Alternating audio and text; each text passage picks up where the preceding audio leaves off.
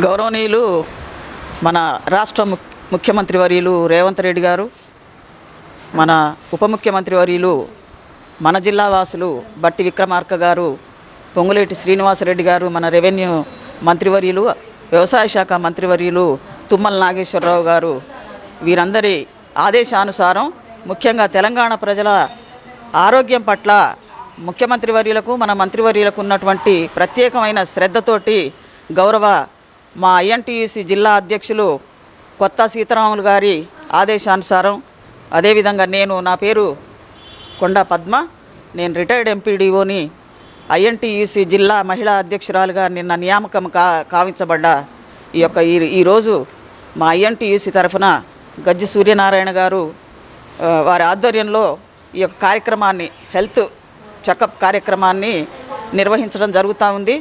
Labour card ఉన్నటువంటి ప్రతి కార్మిక సోదరుడు ఈ యొక్క అవకాశాన్ని వినియోగించుకొని వారికి ఉన్నటువంటి హెల్త్ ప్రొఫైల్ ఏదైతుందో దాని ప్రకారంగా వారు తగిన వైద్య సౌకర్యం అందుకోవటానికి, అది కూడా అందించటానికి ప్రభుత్వం తరఫున సిద్ధంగా ఉన్నాం. కాబట్టి మరి అవన్నీ ముఖ్యంగా ఆరోగ్యవంతమైన తెలంగాణగా ఆవిర్భవించాలనేటువంటి ముఖ్యమంత్రి గారి ఆశయం ఏదైతే ఉందో, మన మంత్రివర్యుల ఆదేశానుసారం ఈ యొక్క కార్యక్రమాన్ని నిర్వహించడం జరుగుతుంది. మా ఐఎన్టీయూసీ జిల్లా సెక్రటరీ గారు గజ్జి సూర్యనారాయణ గారు దీన్ని నిర్వహించడం జరిగింది. మరి అదేవిధంగా రాష్ట్రం అంతా కూడా ఒక ఆలోచన, ముఖ్యమంత్రి వర్యులు ప్రతి పౌరుడికి హెల్త్ ప్రొఫైల్ ఒకటి తయారు చేసి వారికి ఇచ్చి, దాని ప్రకారంగా మీ అందరికీ తెలుసు 5 లక్షల రూపాయలు ఈ ఏదైతే ఉందో ఫ్రీ వైద్య ఖర్చులకు ప్రభుత్వం అనౌన్స్ చేసినటువంటి ప్రకారంగా వారికి మరి ఇటువంటి వైద్య పరీక్షలు నిర్వహించి ఆ ప్రకారంగా వైద్య సేవలు అందించి ఆరోగ్యవంతమైనటువంటి తెలంగాణ చేయటమే మన మంత్రివర్యులు, మన ముఖ్యమంత్రి గారి ఆశయం.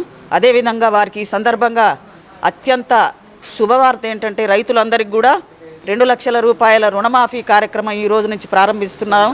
మరి మేము ఈ సందర్భంగా ముఖ్యమంత్రి వర్యులకు, మన జిల్లా మంత్రివర్యులకు అందరికి కూడా ఐఎన్టీయూసీ జిల్లా అధ్యక్షుల వారి తరఫున, అదేవిధంగా మహిళా ఐఎన్టీయూసీ జిల్లా తరఫున నేను వారికి కృతజ్ఞతలు తెలియజేసుకుంటున్నా.